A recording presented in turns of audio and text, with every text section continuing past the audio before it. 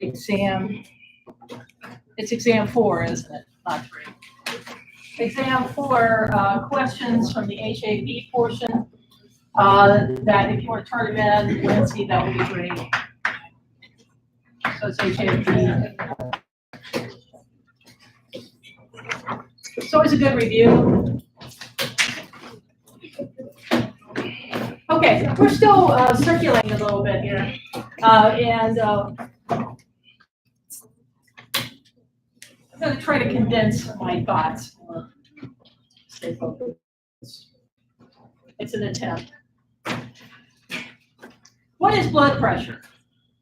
And what are example acceptable numbers for blood pressure? And what does the top number mean? And what does the bottom number mean? It's the force in which blood is coursing through your circulatory system. Okay.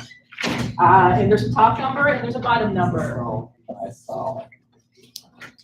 Systolic and diastolic. Okay, so which one is when your heart is actually contracting? Systolic. Systolic, okay. And the diastolic is actually when it's at rest and filling.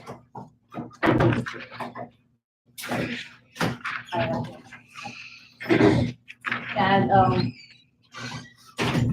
so the top number is the systolic, and the bottom number is the diastolic.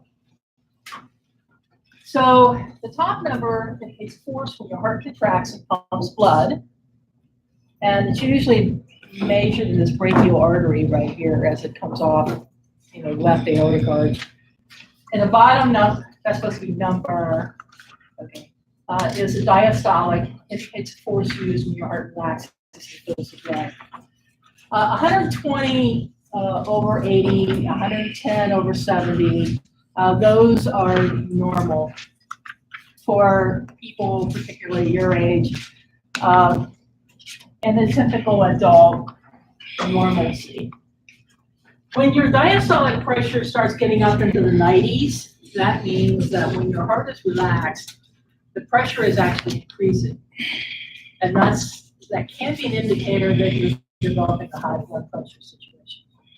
So once you start getting up into the upper 90s, particularly the diastolic pressure, doctors normally consider putting one on blood pressure medicine. Now, the top number can get too high too. I know my mother, when she was in her 80s, she would have a blood pressure like 220, which was definitely high. So, but it's not just the systolic going up, but it's also the diastolic going up that can be a problem. So, athletes, because of better cardiovascular health, vascular means veins and arteries, and cardio meaning heart, they're more in condition. They can typically have a lower blood pressure, but also even lower heartbeats, number of heartbeats. And which around 72 beats per minute or so, usually less than that, 68 or whatever. So that's blood pressure.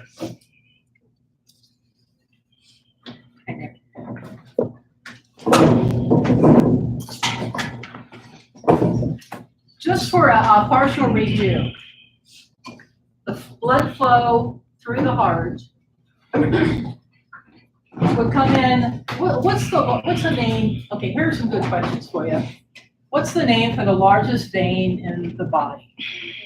Right, vena cava, cava, however you want to say it. And which one comes from the top? Superior, Superior. And which one comes from the bottom? inferior. And where does it join in where do they join in the heart? The right atrium. Okay, so here's the right atrium. Remember, you have to position it in you. So this is the right side. Right side of the heart. It receives low in oxygen blood, high CO2 from cellular respiration. It goes through this tricuspid valve into, this is the right ventricle. When the heart contracts, the blood then goes up here into the pulmonary arteries. The left branch goes to the left lung, the right branch goes to the right lung. This is low in oxygen blood. high CO2. The lungs then exchange. We're going to talk about the respiratory system in a few minutes. Then it brings back by way of the pulmonary veins to here, to here. They come in and they enter the left atrium, so the left side of the heart. They come in through the bicuspid or mitral valve to the left ventricle. Which pumping station of the heart, which chamber is the most muscular pumping chamber? Side and chamber. Left ventricle, right, left ventricle. And that's the one you want to keep healthy. So this is, and then where does it go? It goes up underneath here, which goes into the aorta. This is the big aorta, swings to the left. So it goes from here into the aorta. And so that's kind of how the circulation goes. And you see in this one, this particular illustration,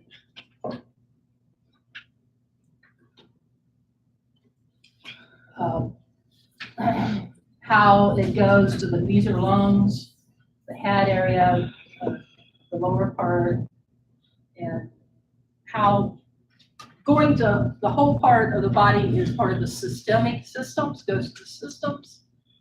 Going to the lungs and back is pulmonary system, and the actual part that feeds the heart is the cardiac or coronary system. Okay, now, even with what we just talked about, we talked about gases, carbon dioxide, and oxygen, circulatory system. Oh, wait a minute, before we do that, whoops, I just skipped a bunch. Before we leave circulatory, components of blood. I think we might have thrown this, I'm not sure if we threw it up before. I don't mean vomiting, but I mean put it up here before. Components of blood, 55% of blood is plasma, it's liquid, and it has dissolved substances in it. 45% of blood, and remember, blood is what type of tissue? Connective tissue, are formed elements. Now, what we have in plasma would be water, which acts as a solvent for carrying the different substances we need, also to help with thermoregulation. Electrolytes, which are salts, and these are some of the different ones and what their functions are. Plasma proteins, albumin is in the blood. Fibrinogen, which helps to clot blood. And globulins, which are part of the immune system to help with fighting diseases, the body's defenses, antibodies. So antibodies are really globulins. Also, substances transported by blood include all of the breakdown products of digestion, glucose, fatty acids, amino acids, also vitamins, minerals, waste products of metabolism, urea, uric acid, which is excretory system, and respiratory gases, oxygen and carbon dioxide, as well as hormones, which are a part of the endocrine system. Okay, the main types of blood cells are the RBCs called erythrocytes. Erythro means red. Erythro and then cytes means blood. So RBCs are erythrocytes. They have the hemoglobin and they carry oxygen. Very, very important. Leukocytes are white blood cell. Leuko is white. And there are all kinds. I'm not going to require for this test that you know the differences between all the leukocytes. What we might say here is there are two main types of lymphocytes which we get into the immune system with, and they would be the B cells and also the T cells. Now, the rest of these, some have to do with allergies, some have to do with fighting certain pathogens and so forth there. White blood cells in general have to do with body's defenses, fighting disease, immune system. Red blood cells have primarily to do with carrying oxygen and a little bit of carbon dioxide. And then the third component are pieces of cells called platelets, which have to get embedded. If you cut yourself, it helps to form a clot. So platelets are needed for blood clotting, along with things like fibrinogen to help form the thread-like network of blood. Okay, some components. Venous blood is not blue, even though it looks bluish through our skin. It's really a darker red. Blood coming from veins. Veins tend to be more superficial near the surface. Arteries need to be better protected. They're usually deeper. And the arterial blood is more of a bright red. But venous blood is not blue. And that's something that was taught throughout elementary school for years. They still do. And we do color them on circulatory illustrations of veins being blue and arteries being red, but that doesn't mean that the blood in them is blue. What about dyes for dissection too? Yeah, well, they do the same thing. They actually will make the veins with a blue substance, a colored substance, and red for the arteries. But the actual blood is not. So arteries are usually deeper and more protected. Arteries are under a lot of pressure because they're coming from the heart. If you happen to have a groin injury, like in an accident, and the femoral artery gets cut, you could very well have a geyser of blood with lots of pressure coming up, bright red, and that's a deeper artery, and that's life-threatening immediately. That needs to be constricted and held down and pressure applied because somebody can bleed out pretty quickly if it's an artery like that. I guess you have to call 911 right away. If somebody- Yes, absolutely. But get pressure on it. Okay. Now, let's go respiratory. How many of us are having respiratory issues because we're having allergy issues and we're having problems breathing and our sinuses are a mess and all that stuff because of all the pollen that you hear. Respiratory system's main purpose is to get gases, the appropriate gases we need in and out of the body efficiently. And the mechanical process of doing that is called breathing, or ventilation. And there are two components to breathing, and I think we mentioned it earlier. One is called inhalation, and one is called exhalation. Okay, inhalation is breathing in, and exhalation is breathing out. And we don't have to think about it, it's just supposed to happen. There's a part of our brain called the medulla oblongata that's at the top of our brainstem, which keeps a rhythm for breathing. I know one time as a kid, I don't know why I decided to concentrate on my breathing, but it was several days. I couldn't breathe because I was trying to think about every breath I took. You have to relax and let your breathing do its thing. Although deep breathing, of course, has its moments, particularly reducing stress. But it's supposed to be an involuntary response controlled by medulla oblongata in your brain. There wasn't a drawing before, I know that. Isn't the medulla part of what I learned in psych is the SAM system? And what exactly did you mean by that?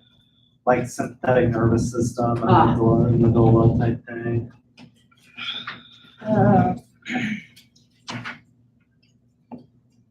It's actually a part of the central nervous system. That part is. Yeah. Okay, inhalation and exhalation, I think we have back here on page 1. This is what I would know about it is when you breathe in, your diaphragm muscle, and those of us who just dissected the rat, we saw the diaphragm, which is a mammal characteristic. The diaphragm muscle moves downward to allow a negative, kind of have a negative pressure pull to help pull the gas into the organs of the respiratory tract. So the diaphragm moves downward. The rib muscles allow the ribs to expand. So intercostal muscles help with that too. And in exhalation, the actual diaphragm muscle moves up, which helps to push the air up and out from the lungs. And so you've got the CO2, the high carbon dioxide, which is eliminated because of cellular respiration, out of the body. And so that little diagram kind of helps you to see that. Again, parts of the brain help with that control.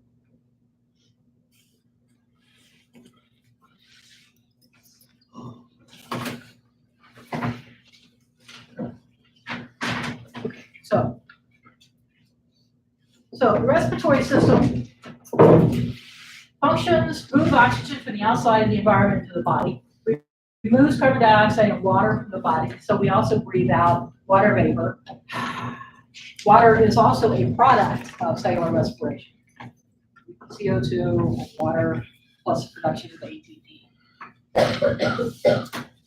Okay, so here we've got the nose. The nose is supposed to be, has a mucus lining to it. It has hair in the nose. That's supposed to help filter out some bacteria and debris so that it doesn't all go directly down into your lungs. It also warms the air, and the mucus in the nose helps to add more moisture to it before it gets down into the lungs. So the best breathing is through the nose. When you use the mouth, you bypass those advantages. The pharynx is the back of the throat, and that is shared with which other system? Digestive system. Everybody agree? Digestive system? Yes, that is true. Shared with the digestive system. And then remember, there are two tubes that go down here. And the tube in the front is what, respiratory or digestive? Respiratory. And if you feel it, they're sort of like cartilaginous, they're cartilage rings. So this is the trachea that goes down here. This is the air tube. This is the windpipe. Whereas the esophagus is dorsal to that. And that's not as wide, and it's built different. Okay, so the trachea comes down. There's a covering over the top of the glottis opening. Glottis is the actual opening to the trachea. Since it's a glottis and it's on top of Epiglottis. the little flap of cartilage that covers over it is called the epiglottis. And that's what keeps you from choking. Have you ever heard of epiglottitis? Yes. My great uncle had it right before he died of stress-related heart attack, but he had it and was in the hospital because of it. Oh, wow. They vaccinate us nowadays, but from what I've heard, we get shots for it. Just about anything that just about any structure can get an inflammation in it. And so then you add the itis on the end of it. Okay, so the trachea is here, and here you see the two lungs. And then talk about bronchus. So let's go to the next illustration. Okay, so you should be able to name different parts of the respiratory system. And this particular one kind of tells you what each one does. So the pharynx is back here. The epiglottis keeps the food from entering the airways. The trachea is this tube, channels the air toward the left and the right bronchi. But right about here, there's a voice box. The larynx is a voice box, letting air pass through to produce speech. There's actually a membrane that surrounds the lungs, and it's called the pleural membrane. And people can get pleurisy, which is an inflammation of the pleural membrane, which basically means it hurts every time your lungs go up and down because there's friction. By the way, there's a membrane around the heart too, and it's called the pericardium. P-E-R-I is in perimeter, cardium as in cardiac muscle. Pericardium is a membrane around the heart. Okay, so we've got the trachea coming down here and splits into two big tubes, one on the left, one on the right. This is called a bronchus for singular or bronchi for plural. There's a left one and there's a right one, allowing air to enter the right lung over here to allow air to enter the left lung over here. Okay, then those bronchi, those bigger tubes, go down into smaller tubes called bronchioles. You remember that eoles thing, and venules and arterioles, and smaller. So bronchi to bronchioles lets the air reach the alveoli. The alveoli always reminds me of ravioli or something. The alveoli or alveoli, however you want to say it, are the actual air sacs that are microscopic, very tiny air sacs at the ends of the capillaries that are there. That's where the gases are actually exchanged. So if I ask you on a test, which parts of the respiratory system are where gases are actually exchanged in the lungs, you would say the alveoli or alveoli. Yes, they are the air sacs. Isn't that when you have pneumonia, that fills up with fluid, doesn't it? Right, the lung surface will fill up with fluid. And pneumonia is really any infection in the lungs. It can be caused by fungus, it can be caused by protozoans, viral, bacterial, and each one has its own set of issues and problems. And there are different kinds of pathogens within each of those groupings. But it's really, pneumonia is just you have an infection in the lungs. And obviously we mentioned before, if you have an infection in the bronchi and the bronchi, you have bronchitis.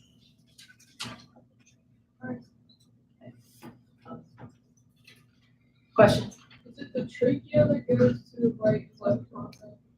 Yes, the trachea is the main windpipe that goes down here. And then it splits into the right bronchi and the left bronchi.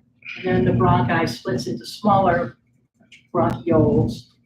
And then there are capillaries, blood capillaries, with circulatory system that are around those, and that's where you have the air sacs, the alveoli, and the gases jumping back and forth. They diffuse. It's simple diffusion of gases across. Carbon dioxide going out of the body and oxygen coming in. So does the right and left go to their own separate bronchioles, or do they come back?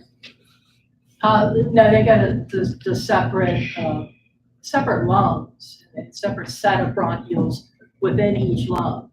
Yeah, so there's a left set of bronchioles and there's a right set of bronchioles. And then you see the diaphragm muscle right here and the intercostal muscles, the ribs. Intercostal means in between the ribs that help to allow the chest to go up and down. The ribs do help to protect the respiratory system, the lungs, particularly before airbags.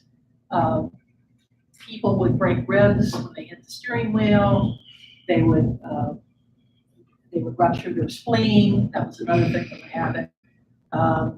And when you break a rib, what can happen is that if it doesn't break cleanly, it can puncture the lung. And then you actually have a deflated lung, which is not a good situation, but they have to work very quickly to try to get that reflated. By the way, in breathing, we're not going to get into all the terminology. If you're going into pulmonary medicine, there's a lot of stuff that you could learn about the respiratory system, tidal volumes, and at all. Do you think when you breathe out, do you breathe out all the air in the lungs? No, you can't, or else the lungs will collapse. So there's always a residual volume of air that has to stay in the lungs when you exhale. And there's a certain amount, depending on their lung capacity, which a pulmonologist can measure, that you can bring a certain amount of air in and out based upon also how good a shape you're in. Okay, are we good? Respiratory. We need the oxygen, so, and then the oxygen gets pulled into the blood, the red blood cells, the circulatory system, and you see how they all work together. Let's see. Oh, I have these two. Oh, I'm sorry, I'll throw these up first. So this sort of addresses what the different organs do. I'll just let you look at it. And what about the effects of how smoking does on each of those? Well, the smoking's going to kill off the cilia for sure, and then it's going to also start affecting the actual lung tissues. And COPD is a set of chronic obstructive pulmonary diseases, which can include emphysema, can include asthma, can include other types of situations where, like emphysema, I believe, affects the alveoli. That's not a good thing at all. Because I know the tar also builds up. Like cigarette smoking. Yeah, you can search on the internet and they have classic examples of pictures of people's lungs that are not smokers versus people's lungs who are smokers. And I really do believe that the secondhand and the third-hand smoke really does have an effect too. My dad used to smoke as a kid, and I used to hate it. But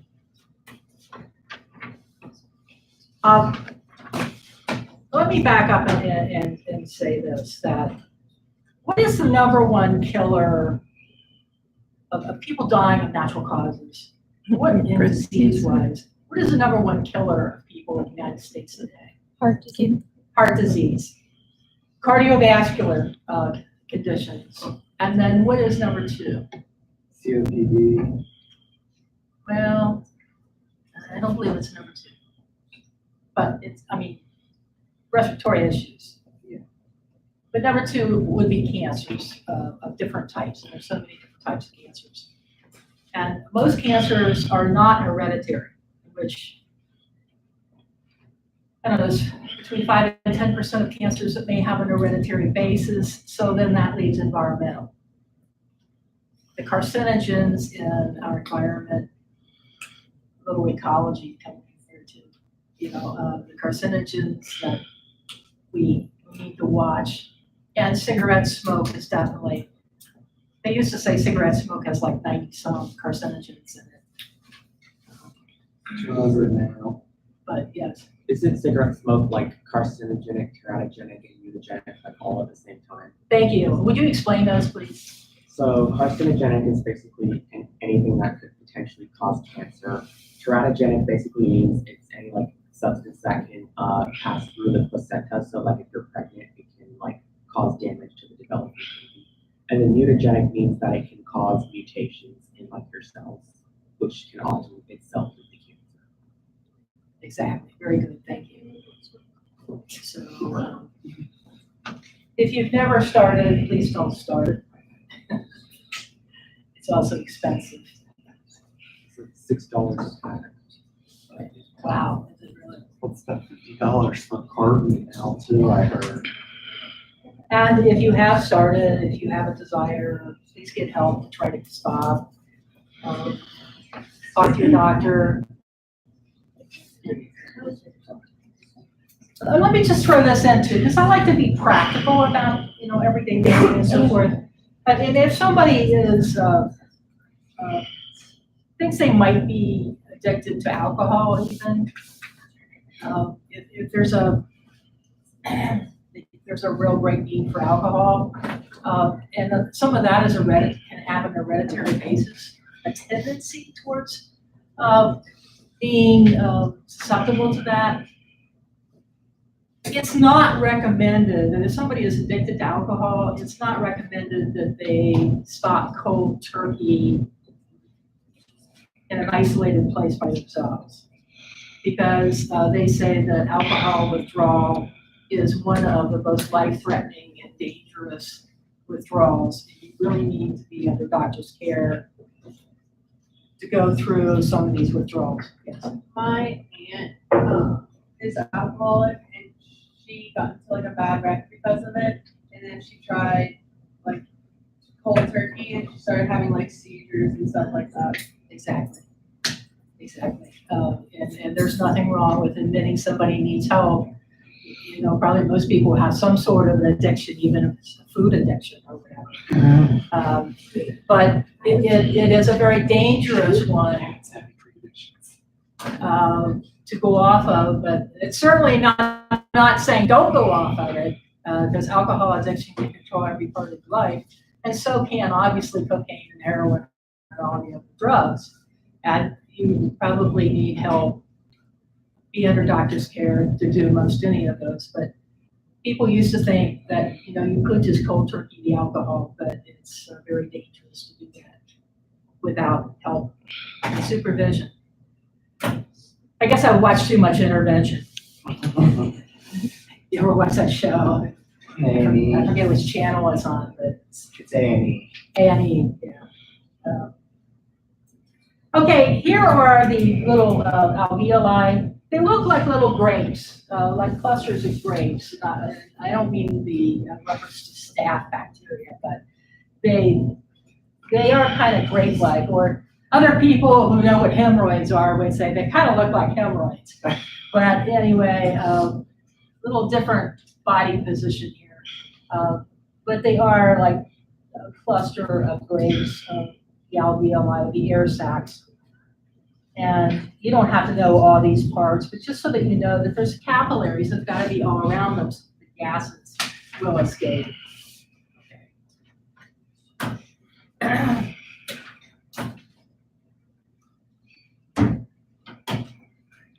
Questions so far? Did you give us pictures for the expiratory system? Did you put pictures online for the expiratory system? Did I?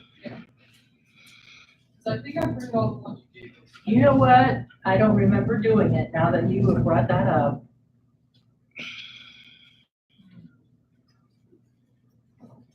Unless I included it with something else.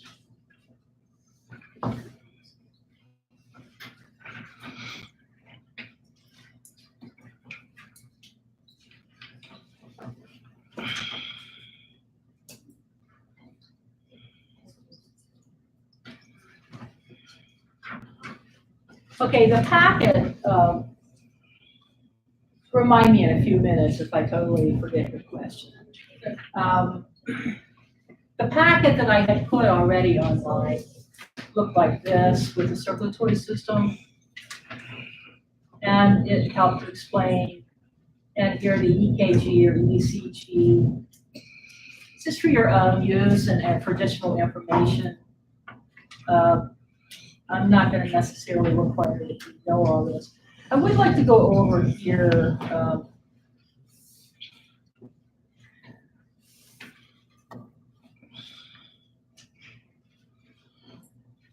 Please understand, we have a closed circulatory system. We do not have a blood flow throughout and touching all the cells.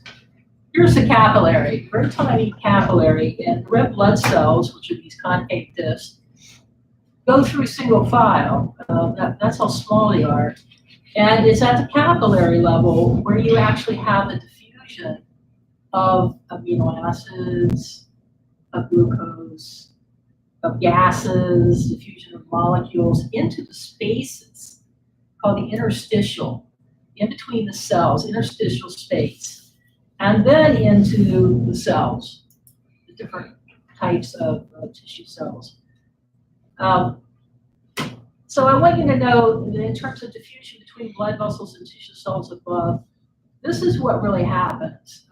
It actually diffuses across the capillary, where I'm going to say walls, but they're not cell walls. We don't have cell walls, but the capillary vessel walls. And that's how exchange of materials happens. And here you see kind of the difference between arteries and veins. Remember, I told you, by the way, here's a blood flow sequence I've actually written out for you.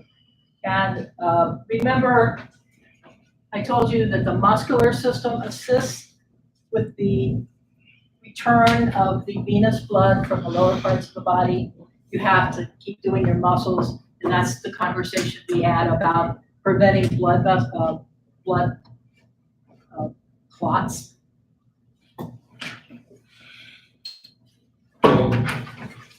How to take blood pressure. Yeah, that's great. This is pretty much the same. There's also lymphatic fluid, which gathers in interstitial spaces and can be returned to lymph vessels as well as other circulatory vessels. This is pretty much the same as what we saw before.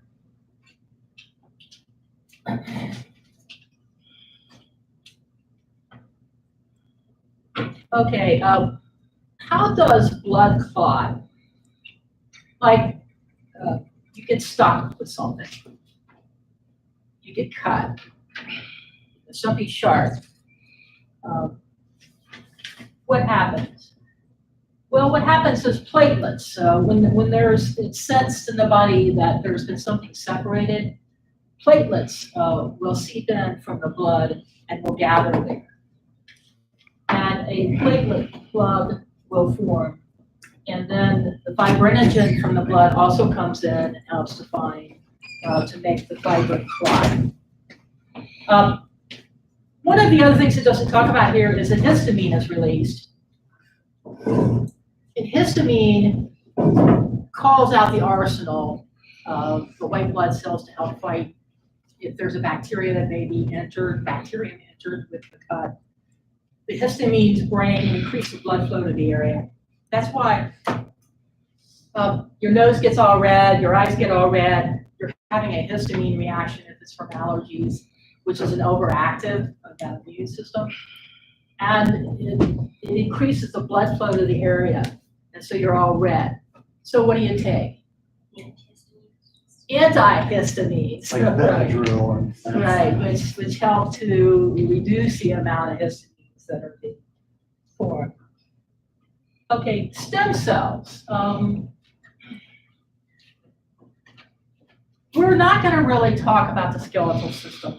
We're not really going to talk about the muscular system, except for the part about it helps bring venous blood back up to the heart, and the fact that how muscles contract. I want you to know that part. But I want you to know that in the long bones and some of the bones, it has bone marrow. And bone marrow in the bones, the ends of long bones, spongy tissue, produces blood cells. The hematopoietic, and these are multipotent stem cells. A stem cell is an undifferentiated cell. And we hear a lot about stem cells in the news. Like, if we talk about a heart cell is a heart cell, it's specialized to be a heart cell.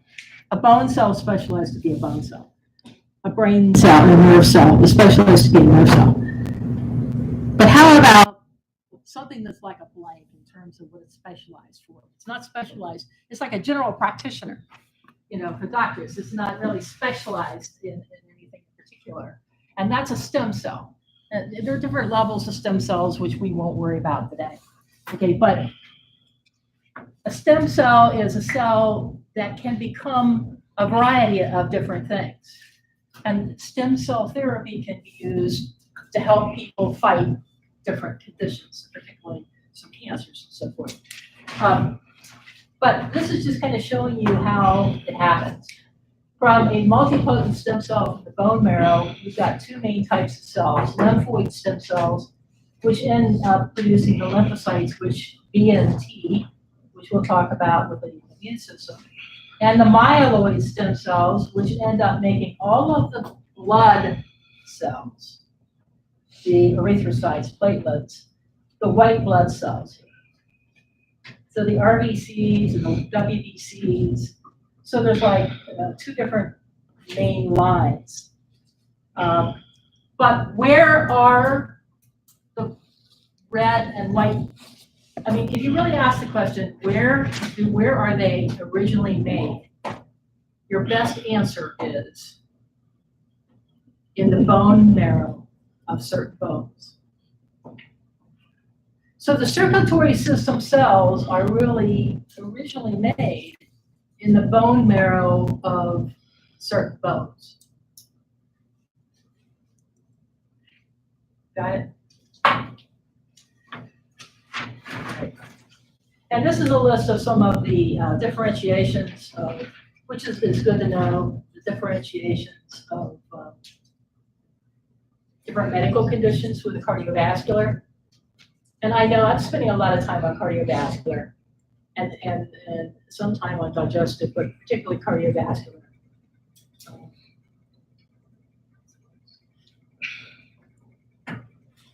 A cardiac arrest versus a heart attack or a myocardial infarction is a sudden stop of effective blood flow through the heart due to ineffective heart contractions. And it could be due to congestive heart failure, or it could be due to electrical stimuli issues, which could be from the pacemaker, which is which node? SA node. SA. Okay, the SA node, and then it sends it to the AA node. Okay. So arrhythmias, the problem with the rate or rhythm of the heartbeat. Too fast is tachycardia. Okay. And bradycardia is too slow. And then the blood clot situation and pulmonary blood. What causes arrhythmia? What causes what? Arrhythmia. It usually is directly. It's usually a problem with the electrical system of the heart. Something happens with the electrical system, although sometimes it could be caused by different medications. It could be caused by different things that happen in life. They can get complicated, yes. Is the electrical system in the heart powered by like redox reactions? I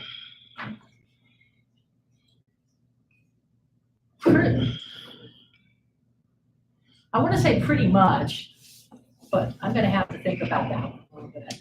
I don't give you the wrong answer. What have you found? I don't know. I was just curious because this is something about like electrochemistry, chemistry. We're talking about the electrical system of the heart. Right. I'm not completely sure. We need to look into that. Good question. Okay, respiratory system we got.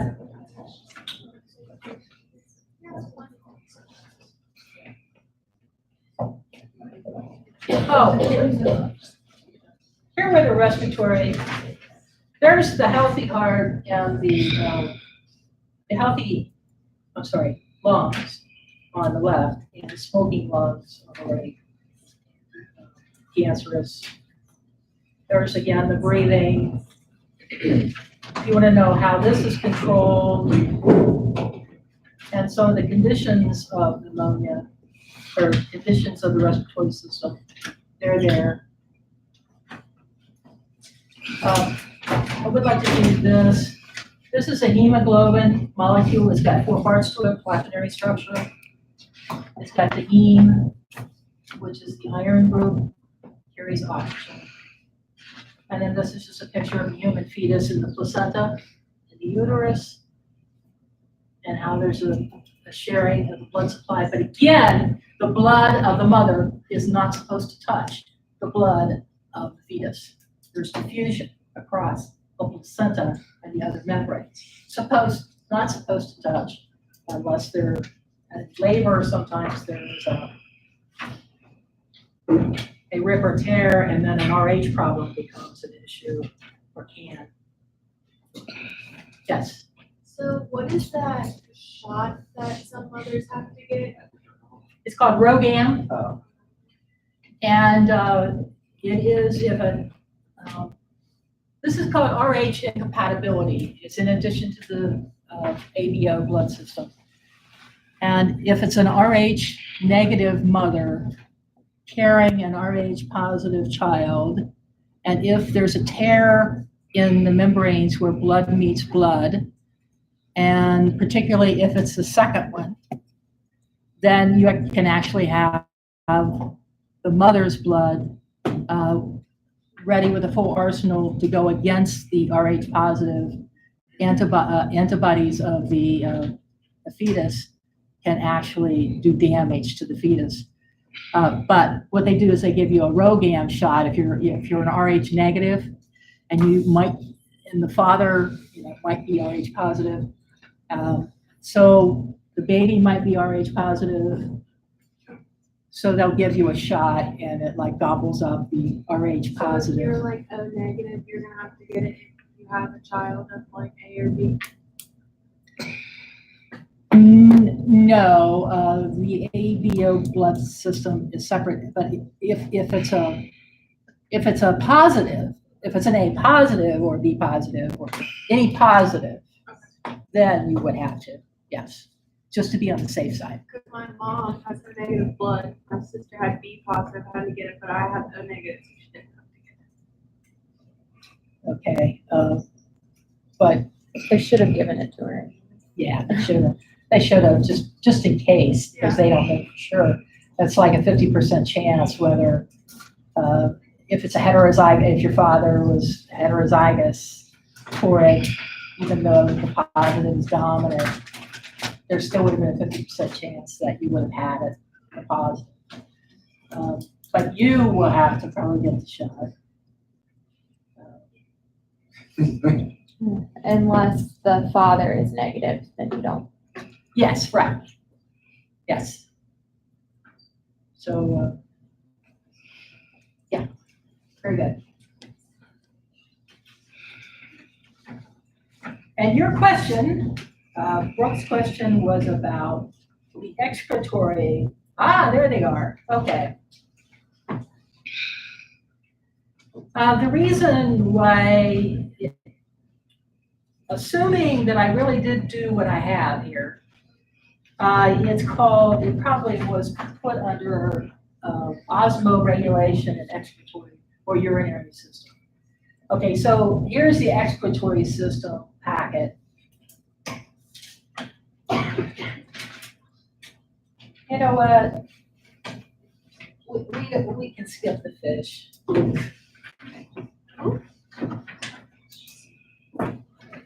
We had lots of time when we go into it.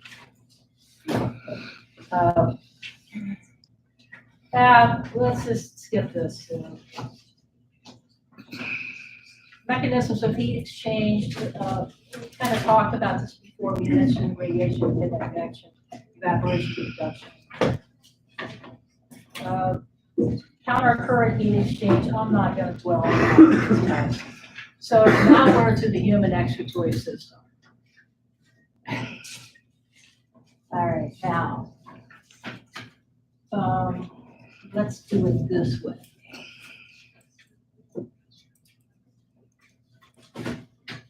Let's start in the upper right. Well, okay, if you start in the upper left, see where the kidneys are?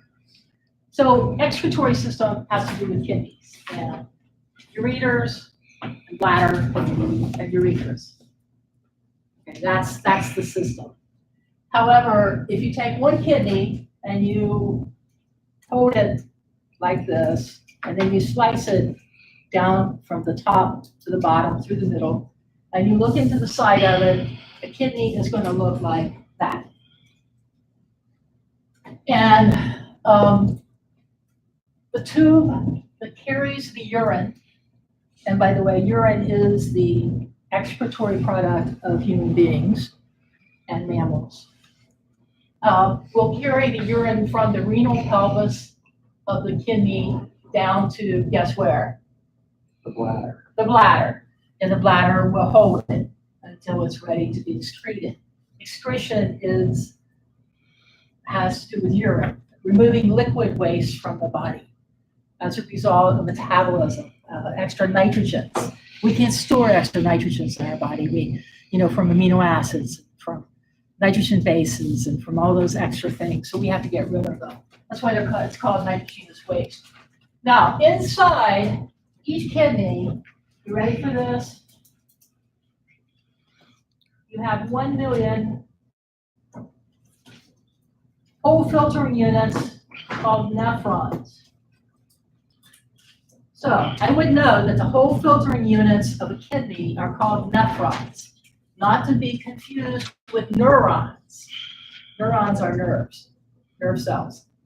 Nephrons are whole filtering, microscopic filtering units of the kidney. And so when we're born, we have approximately 1 million of those functional units per kidney. Now, these pictures from here, well, the kidney is divided into, I think we probably should do this because it's also used in other anatomical ways. The outer part of kidney is called the cortex. It's like the outer part of the brain is called the cerebral cortex. The cortex, and then the inner part is called the medulla, M-E-D-U-L-L-A. Also in your brain. Yeah, you have the medulla down deeper, yes. Okay, so here it's showing the cortex, and this is medulla, and then you start seeing these tubes.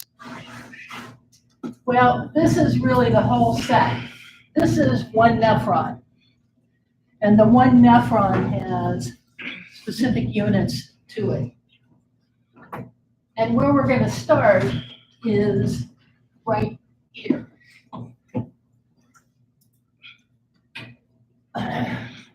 There are arteries and veins that have to feed to the kidneys, and let's start with it this way. There's a conglomeration, listen to the play on words, a conglomeration of capillaries, like a knob of a bunch of capillaries that start the beginning of the nephron. And that's called a glomerulus. So a whole knob of a bunch of capillaries is called a glomerulus. Then there's like a filtering cup, which is around it. And this is called the Bowman's capsule, named after somebody by the name of Bowman. Right. The Bowman's capsule.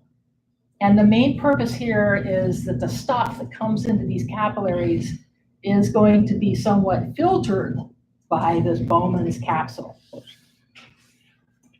And some stuff will continue through the tubes.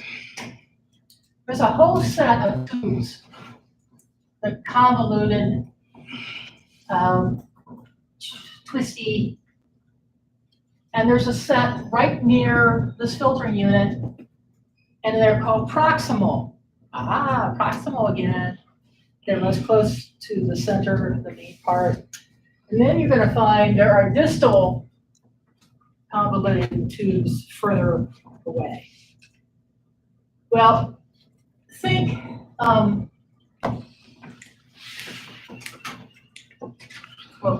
filtration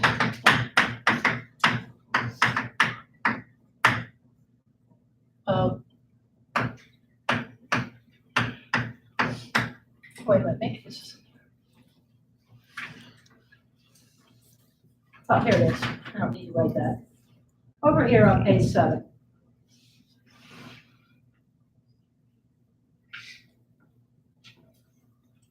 Not real clear, sorry about that.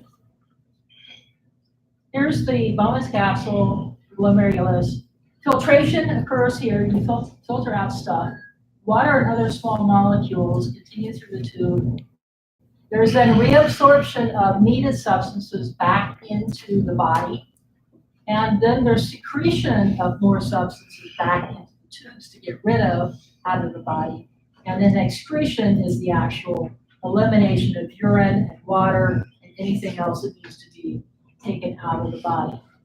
And it goes to the renal vein. So the four main processes that occur in a nephron are filtration, reabsorption of stuff that we really can't afford to get rid of, and then secretion of stuff from the body that we need to get rid of, and then the actual excretion and elimination of it from the body. And so this kind of tells you how it does it. So we need to quit. So we're stopping there with the excretory system, and then we're moving on according to the schedule. When's our test? Next Wednesday? Okay. Next Wednesday, yes. Yes. Start working on maybe 8 questions for me. Thank you.